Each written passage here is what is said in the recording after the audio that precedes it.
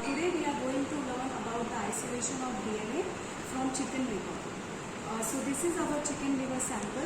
We have taken 1 gram of chicken liver, and from this we are going to isolate DNA.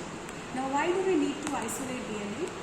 DNA is required for different experiments. For example, if I am interested in doing a cloning, if I am interested in a particular gene which is present in the DNA of the chicken, I can take the chicken liver, isolate the DNA from there, and I can take out the gene of my interest and use it for cloning. So, to start with our practical, we have got 1 gram of chicken liver. We are going to digest this chicken liver tissue by using the lysis buffer. Now, first of all, we are going to take this tissue and we are going to add 12 ml of lysis buffer.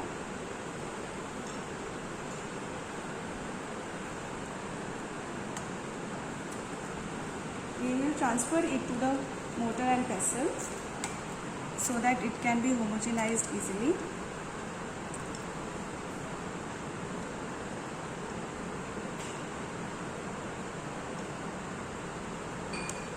We will not add all the buffer at once because that will increase the volume and homogenization may become difficult. So we can add the buffer in small quantities. The final volume should be 12 ml.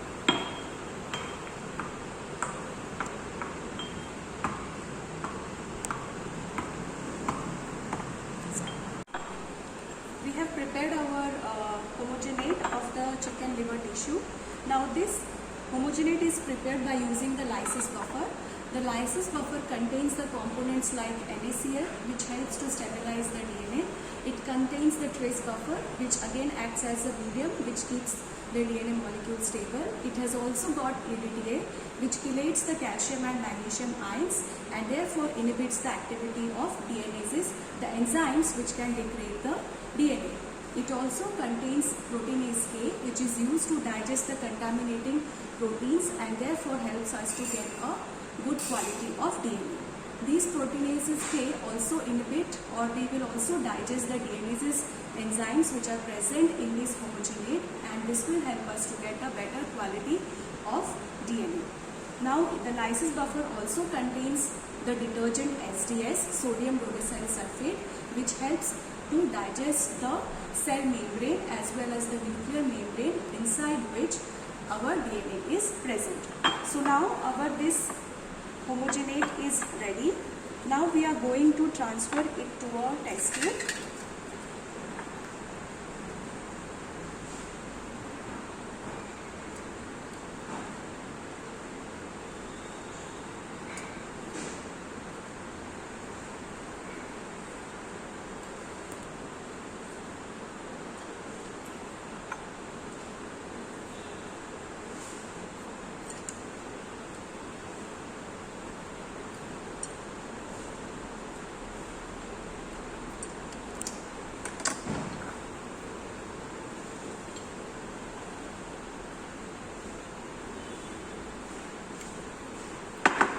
After transferring it to the test tube, we are going to keep this test tube at 56 degrees Celsius for 1 hour.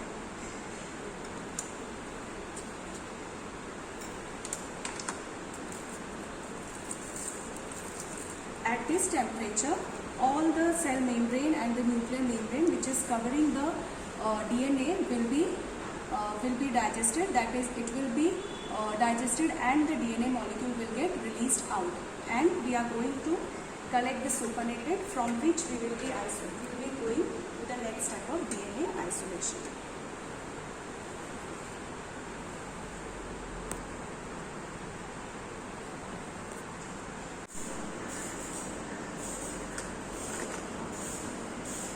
Burner incubation is over at 56 degrees Celsius. So we are going to remove our tube and then we are going to transfer the top part into a fresh 15 ml tube.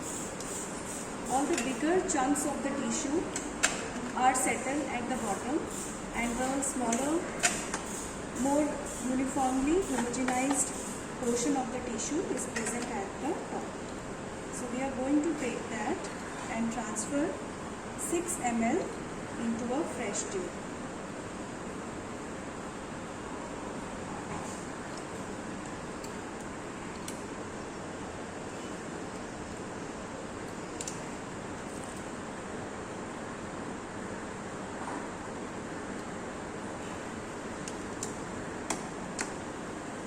some pieces of tissue are getting stuck, you can approximately transfer 6 ml by looking at the readings, markings on this tube.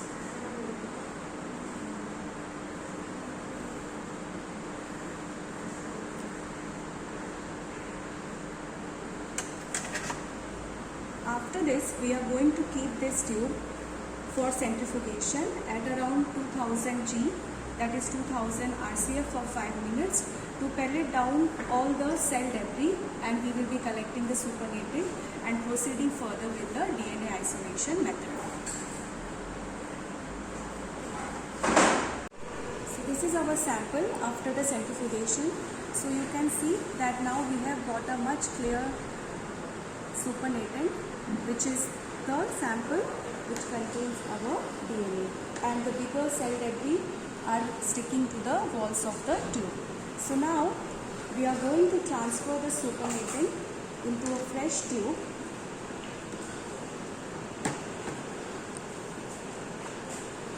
and after that we are going to add phenol isomyl alcohol and chloroform mixture to it. So we have to keep an account of how much of supernatant we are collecting, and equal amount of phenol chloroform isomyl alcohol mixture should be added.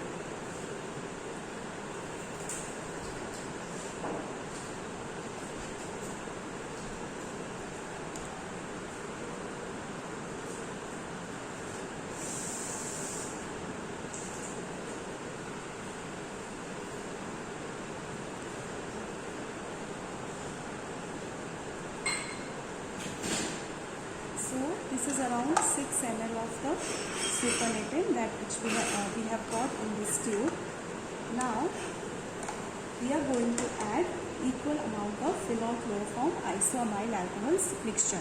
Now the function of adding this phenol chloroform isomyl alcohol is to separate the proteins and the lipids from the nucleic acids.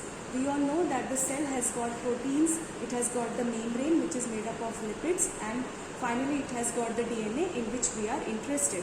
But we want a purified DNA, so we need to separate out the proteins and the lipids from it. So the phenol chloroform mixture acts as a precipitating agent, or you can say a denaturating agent, which denatures all the proteins and precipitates it, whereas the DNA remains intact. Now this phenol chloroform isomyl alcohol acts as the organic phase in which the proteins and the lipids will be present, whereas the water acts as the aqueous phase in which the DNA will be present.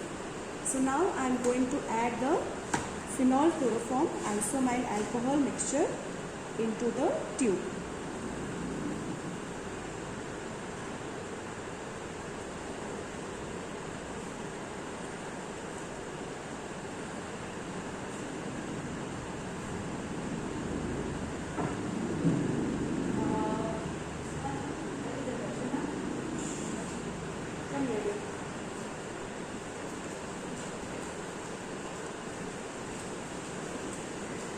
So I have added 6 ml of phenol chloroform isomyl alcohol to this tube. Now after adding this, we have to mix it. Now you have to be very careful while using phenol because it can burn your skin. So when you are using this mixture, you have to be very careful. Now after doing this mixture, we are again going to do the centrifugation at 5000 RCF for 10 minutes at 480 Celsius.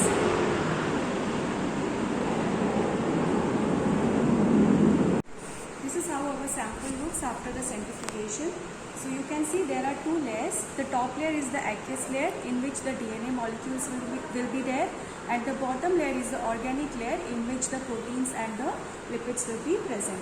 Now we are going to collect the aqueous layer in a fresh clean glass beaker, and we have to take care of what volume of supernatant we are collecting. So 1 ml, 2, 3,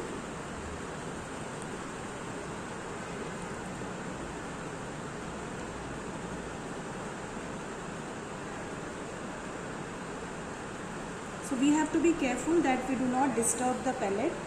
So I think there is some amount of pellet has come in this, so I am going to discard this part, and again I am going to carefully take just the aqueous part without disturbing the pellet. So I had 2 ml and it is around 0.5 ml. So I have got around 2.5 ml of the aqueous layer.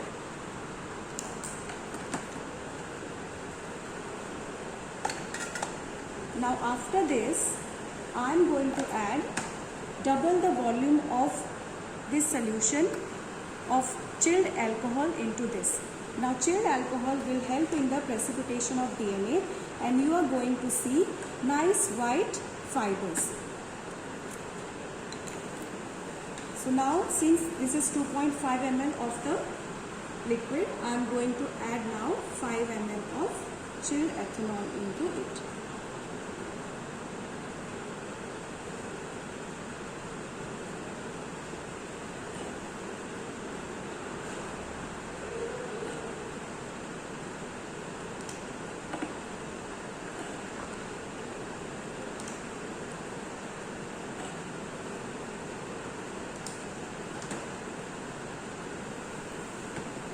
See, now you can see here that white fibers, thin fibers are formed. You can see the white fibers. That those fibrous things are actually the DNA molecules. Now, in order to collect those DNA molecules, I am going to use a glass capillary tube, and I am going to just rotate my capillary tube so that the DNA which is precipitated will get wound around this capillary tube. So you can see this is the DNA which was present in the chicken liver. Now this precipitated DNA we have to transfer to a fresh tube.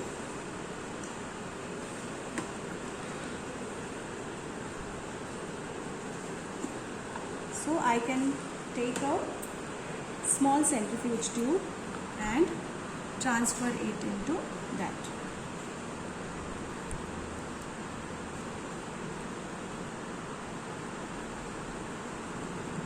It is sticking to the tube, so we have to carefully remove it and transfer it into this. So now I am going to use 70% of ethanol to give a wash to this precipitate of DNA to remove all the salts. So I can take help of this 70% alcohol to release that fibrous DNA into the tube.